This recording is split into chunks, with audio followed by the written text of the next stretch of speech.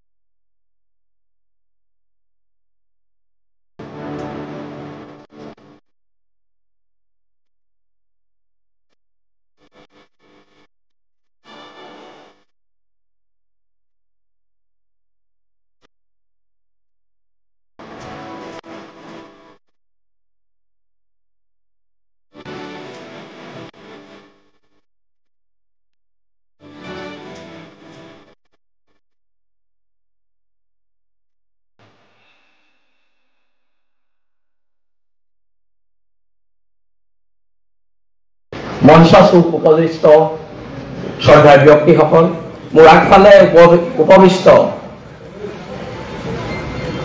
বিভিন্ন দল সংগঠন, জাতীয় সংগঠনৰ নেতৃবৰ্গৰ শিৱসাগৰৰ ৰাইজ। এতিয়া কথা বতৰাবোৰ এনেকুৱা চলিছে যে শিৱসাগৰত সাম্প্ৰদায়িক সংঘৰ্ষ লগোৱা মানুহটোৰ নাম শৃংখল চলিহা। মই লমু চলিহাৰ ল'ৰা, মই ইয়াত সাম্প্ৰদায়িক সংঘৰ্ষ হ'ব নিদিওঁ। সেইটো কথা মনত ৰখা উচিত আপোনালোকে। আজি ফৰিদ ইছলাম আৰু মোৰ এখন কাজিয়াত ৰংঘৰ চাৰিআলি সকলো মানুহ ওলাই আহি সম্প্ৰীতি নিদৰ্শন দিয়া নাই। তেওঁ আৰু মোৰ এখন ব্যক্তিগত কাজিয়া আছে। তাৰ সাম্প্ৰদায়িক কথা বতৰাবোৰ চিঞৰাটো ভুল কথা বতৰা হৈছে। অকল সংযম কিয় আমি হ'ব লাগে? মই যোনদিনালৈকে হিন্দু বাংলাদেশীৰ বিৰোধ কৰি আছিলো, যোনদিনালৈকে মই অনা অসমীয়া শ্ৰেণীটোৰ বিৰোধ কৰি ৰাজপথত আন্দোলন কৰি আছিলো, শৃংখল তেতিয়া প্ৰচণ্ড জাতীয়তাবাদী ল'ৰা। তাৰ পিছৰ পৰ্যায়ত যেতিয়া আমি সন্দেহযুক্ত মানুহৰ বিৰুদ্ধাচৰণ কৰিলো, শৃংখল তেতিয়া সাম্প্ৰদায়িক, এই কথা বতৰাবোৰ নহ'ব। শৃংখল সাম্প্ৰদায়িক কিয় নহয় জানে? মই এইদিনা গুৱাহাটীলৈ যোৱাৰ আগত মোৰ স্কুলীয়া বন্ধু ৰিয়াজৰ খুব গা বেয়া। মই এইবোৰ কথা বতৰা ফেচবুকত দিয়া নাই, আৰু মই ৰিয়াজক লৈ ৰাজনীতিও কৰিব বিচৰা নাই। ৰিয়াজক ডিব্ৰুগড় মেডিকেলৰ প্ৰিন্সিপালৰ লগত কথা পাতি মই নিজৰ পইচাৰে এম্বুলেন্স ঠিক কৰি দি ৰিয়াজক মই নিজেই দাঙি এম্বুলেন্সত তুলি ডিব্ৰুগড় মেডিকেলত পঠিয়াইহে মই গুৱাহাটীলৈ গৈছো। সেইটো হৈছে শিৱসাগৰৰ সমন্বয়। এই কথা বতৰাবিলাক চলিব। আমি কম, আমাৰ মনত ক্ষোভ আছে, আমি আমাৰ কথাবোৰ কম। আজি না কংগ্ৰেছৰ কাৰোবাৰ লগত মোৰ কথা বতৰা হৈছে, না বিজেপিৰ কাৰোবাৰ লগত কথা বতৰা হৈছে, না ৰাইজৰ দলৰ কাৰোবাৰ লগত মোৰ কথা বতৰা হৈছে। মোৰ কথা বতৰা হৈছে জাতীয়তাবাদৰ ওপৰত। মোৰ কথা বতৰা হৈছে অসম নামৰ মাজনী কেনেকে বাচিব তাৰ ওপৰত। এতিয়া খংবিলাক অকল বেলেগ হৈ আছে নেকি? আজি মনিৰুল ইছলাম বৰাই আপোনালোকে সুৰক শৃংখল চলীয়া ঘৰ কেনেকে চলে। আজি যদি শিৱসাগৰ বিধায়কজনে কয় মই হিমন্ত বিশ্ব শৰ্মাৰ পৰা পইচা লৈছো, নিশ্চয়কৈ মোৰ ঘৰৰ মানুহৰ গাত লাগিব, মোৰ গাত লাগিব। শৃংখলে আজি এতিয়া কৈছে, শৃংখলে শিৱসাগৰত হিমন্ত বিশ্বৰ পৰা পইচা লৈ অসমৰ ইতিহাসৰ আটাইতকৈ কলংকিত মানুহজনক MLA বনাব লাগিছে। মই MLA বনাব পাৰিম নেকি? শিৱসাগৰ ৰাইজে MLA বনাব। মই পাৰিম নেকি কাৰোবাক MLA বনাবলৈ? আমি কাৰোবাক সমৰ্থন কৰিব পাৰিম, MLA বনাব নোৱাৰো নহয়। ইয়াত 1,20,000 30,000 ভোট আছে, সেই মানুহখিনিয়ে ডিচিশ্যন ল'ব। বাৰে বাৰে মোক যদি কৈ থাকে বিজেপিৰ দালাল, মোৰ তাত আপত্তি আছে। শৃংখল চলিয়াই বিজেপিও নকৰে, কংগ্ৰেছো নকৰে। আমি জাতীয়তাবাদৰ কেঁচা তেজ খাই ইয়াত আছো। আমি ধৰ্মৰ আফিম খাই বহি থকা নাই। না মই হিন্দু, না মই মুছলমান, মই অসমৰ খিলঞ্জীয়া স্বাভিমানী অসমীয়া। সেইটো কথা সকলোৱে মনত ৰখা উচিত, যিসকলে আমাক এই ধৰণৰ কথা বতৰাবোৰ কৈ আছে। আজি প্ৰত্যেকটো ক্ষেত্ৰতে আজি এটা অভিযোগ আনিছে শিৱসাগৰ বিধায়কে যে শৃংখলে হিমন্ত বিশ্ব শৰ্মাৰ পৰা পইচা লৈ শিৱসাগৰত হিন্দু মুছলিম লগাবলৈ চেষ্টা কৰিছে। এনেধৰণৰ কথা বতৰাবিলাক গৰিহণাৰ যোগ্য হয় নে নহয়, ইয়াত বহি থকা ৰাইজে বিচাৰ কৰিব। মই বিচাৰ নকৰো, এইটো আপোনালোকে বিচাৰ কৰিব। কিন্তু যিটো মানুহে আজিলৈকে হিমন্ত বিশ্বৰ চাহটোকে গছকি পোৱা নাই, সেই মানুহটো হিমন্ত বিশ্বৰ এজেণ্ট আখ্যা দিছে। সেইকাৰণে মই কথা বতৰাবিলাক স্পষ্টকে কৈছো, শিৱসাগৰত কাৰোবাৰ ৰাজনৈতিক লাভালাভৰ কাৰণে শিৱসাগৰত এনেকুৱা টুলুং আৰু সাম্প্ৰদায়িক কথা বতৰা হ'ব, সেইটোও হ'বলৈ দিয়া নহ'ব। কিন্তু সেইটো স্পষ্টকে আমি কৈ দিছো। কোনোবা MLA হ'ব, কোনোবা মন্ত্ৰী হ'ব, আৰু তাৰ কাৰণে এনেকুৱা ধৰণৰ কথা বতৰাবিলাক ইয়াত কৈ থাকিব, হ'ব জানো? সেই কথা বতৰাবিলাকো কিন্তু নহ'ব। ইয়াত জ্যেষ্ঠসকল আছে, মই ইয়াত ৰায় দিবলৈ কোনো নহয়, ৰায় জ্যেষ্ঠসকলে দিব। মই এজন ক্ষুদ্ৰ মানুহ, মই ইয়াত ৰায় দিয়াৰ মোৰ কোনো অধিকাৰ নাই। সকলো মোতকে প্ৰায়খিনি মানুহে জ্যেষ্ঠ, তেওঁলোকে ৰায় দিব। কোন সাম্প্ৰদায়িক হয়, কোন সাম্প্ৰদায়িক নহয়, এই কথা বতৰাবোৰ তেওঁলোকে ৰায় দিব। আজি যদি বাংলাদেশী খেদিবলৈ যাওঁতে, সন্দেহযুক্ত মানুহখিনি খেদিবলৈ যাওঁতে এজন মানুহে থিয় হৈ কয় মই নিদিওঁ ইয়াৰ পৰা যাবলৈ, বাংলাদেশী হলেও থাকিব লাগিব, তেতিয়া সম্প্ৰীতিবিলাক কোনে নষ্ট কৰিছে? সম্প্ৰীতিবোৰ তেতিয়া কোনে নষ্ট কৰিছে? আমি শিৱসাগৰত হিন্দু মুছলমানৰ কাজিয়াৰ এক পৰিৱেশ সৃষ্টি কৰিছো। আমিতো এনেকুৱা পৰিৱেশ দেখা নাই শিৱসাগৰত।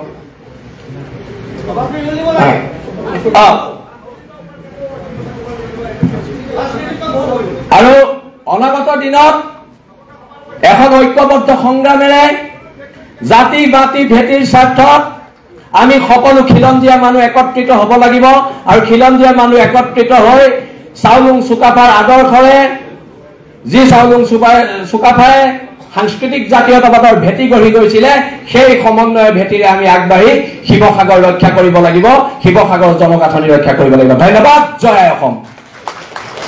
আমি পুনৰবাৰ কৈছো,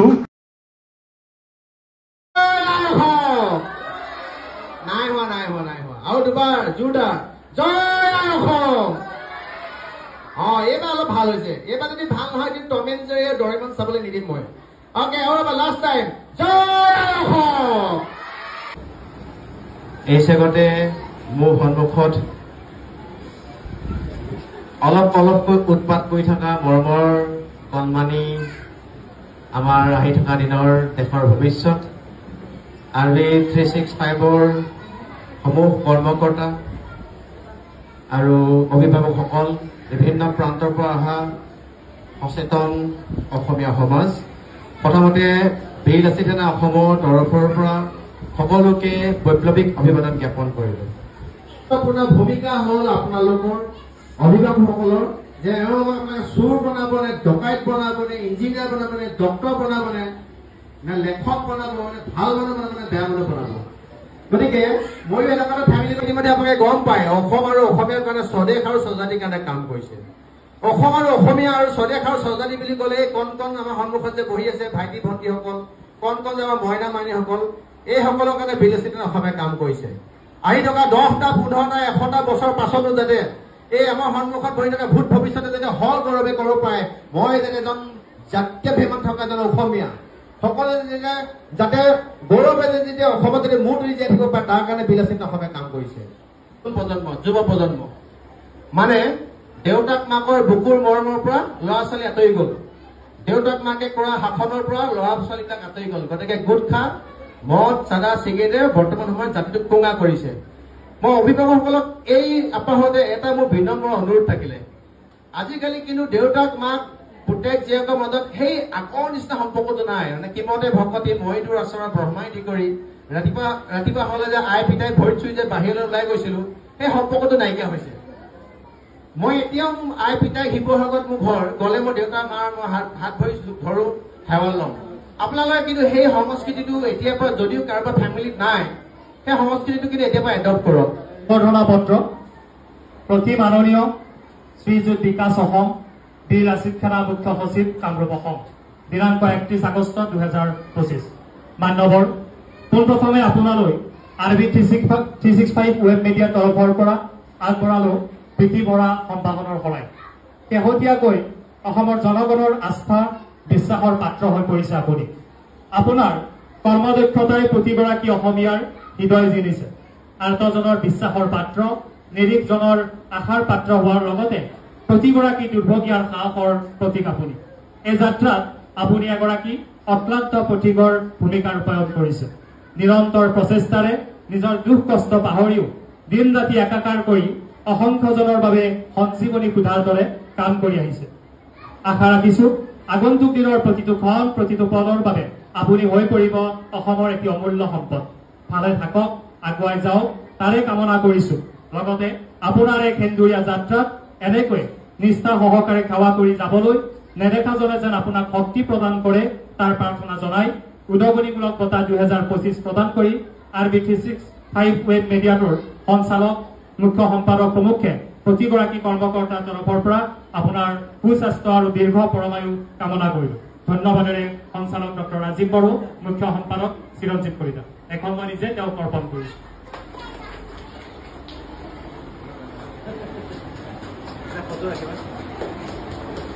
দিনটো আফকাই থাকবা ইয়াতে এনেকে অসমীয়া ল'ৰা এটাক খিলঞ্জীয়া ল'ৰা এটাক হাত তোলো তহঁতে। অসমীয়া ল'ৰাক হাত তুলিব, খিলঞ্জীয়া ল'ৰাক তহঁতৰ ইমান নাম হৈ গ'ল তহঁতৰ। এনেকে ঘটনাটো মানে পাৰ্চেল আহিছিলে, আপোনাৰ অৰ্ডাৰ দিছিলে, আনিছিলোঁ। তাৰপিছত আপোনাৰ 6টা অৰ্ডাৰ দিছিলে, আহিছে 3টা। তাৰপিছত আপোনাৰ ডেলিভাৰ হোৱাৰ পিছতো ৰিটাৰ্ণ পইচাটো ঘূৰাই দিব নোৱাৰি। মানুহজনে ক'লে ঘূৰাই দিবলৈ, মই ক'লো ঘূৰাই দিব নোৱাৰিম, ৰিটাৰ্ণ কৰি দিয়ক, পইচাটো একাউণ্টত সোমাই যাব, লৈ ল'ব এনেকৈ বুলি ক'লে। তাৰপিছত সেইফালে মানুহজন আহি পেলাই ডাইৰেক্ট আহি পেলাই মোক বাইকত ফটো মাৰিছে, পইচা দিয়ক নিবি বুলি কয়, চাবিটো কাঢ়ি লৈ পেলাই দৌৰাই মাৰিছে। মোৰ বাইকৰ চাবিয়ে মোকে মাৰিছে। তোমাক মাৰিছে? কোনে মাৰিছে? এই মানুহজনে। কোন হয় মানুহজন? কাষৰে। তোমাৰ নাম কি? মোৰ নামটো ৰাজীৱ বৰা। ৰাজীৱ বৰা, তুমি কিহত কৰি আছা? মই আপোনাৰ ভেমত কৰি আছোঁ। তুমি আহিছিলা ইয়ালৈ দিবলৈ? কেতিয়া তোমাক মাৰপিট কৰিছে? কেইজন মানুহে কৰিছে? এজনে। ওচৰত মানুহ আছে, চাই আছে, মানে একদম দৌৰাই পিটিছে। ইতিমধ্যে খবৰ পাইছিলো যে ডেলিভাৰী দিব অহা এজন ল'ৰাই ডেলিভাৰী দিব আহিছিলে। তেওঁলোকে অৰ্ডাৰ দিছিলে 3টা বস্তু থকা এটা কম্বো অৰ্ডাৰ। যিহেতু তেওঁলোকে ফটোত দেখিছিলে 6টা, কিন্তু তাত আছিলে সেট অফ 3 লিখা। তো সেই 3টা অৰ্ডাৰ, যিটো অৰ্ডাৰ আছিলে 3টা অৰ্ডাৰ দিব আহিছিলে, যিটো কোম্পানীৰ পৰা পঠাইছে তেওঁলোকক 3টা নহয় 6টা লাগে। 6টা ল'ৰাজনে ডেলিভাৰী দিয়া ল'ৰাজনে ক'ৰ পৰা দিব? সেই দিব নোৱাৰাৰ বাবে ল'ৰাজনক প্ৰহাৰ কৰিছে, অভিযোগ কৰিছে। গাঁৱৰ ৰাইজে প্ৰত্যক্ষদৰ্শী কৈছে যে দৌৰাই পঢ়াই কৰিছে। নিশ্চয় সেইটো কৰিছে, আৰু সেইটো ইয়াৰ আগত এনেধৰণৰ কাণ্ড সামগ্ৰী দোকান আছিল, কিন্তু এবাৰ প্ৰথমবাৰ হৈছে। আৰু আমি বীৰলাচি থানা অসমে এনেকুৱা কাৰ্য কেতিয়াও প্ৰশ্ৰয় নিদিওঁ আৰু কোনো কাৰণত সহ্য নকৰোঁ। এজন খিলঞ্জীয়াৰ ওপৰত কোনোবা বংগমূলীয় লোকে এনেকৈ প্ৰহাৰ কৰিব, সেইটো কোনো দিনে চাই থকা নহ'ব। স্পষ্ট কথা ইয়াৰ। আঁঠু কঢ়োৱা হৈছে নেকি? নিশ্চয় আঁঠু কঢ়োৱা হৈছে। আঁঠু কঢ়াবই লাগিব। এতিয়া প্ৰশাসন আহিছে, লৈ গৈছে। প্ৰশাসনে প্ৰশাসনিক ব্যৱস্থা গ্ৰহণ কৰিব, ভাল ব্যৱস্থা গ্ৰহণ কৰিব বুলি আমাৰ আশা থাকে। এইটো কোন জেগাত হৈছে ঘটনাটো? এইটো বাগবাৰালি গটঙা।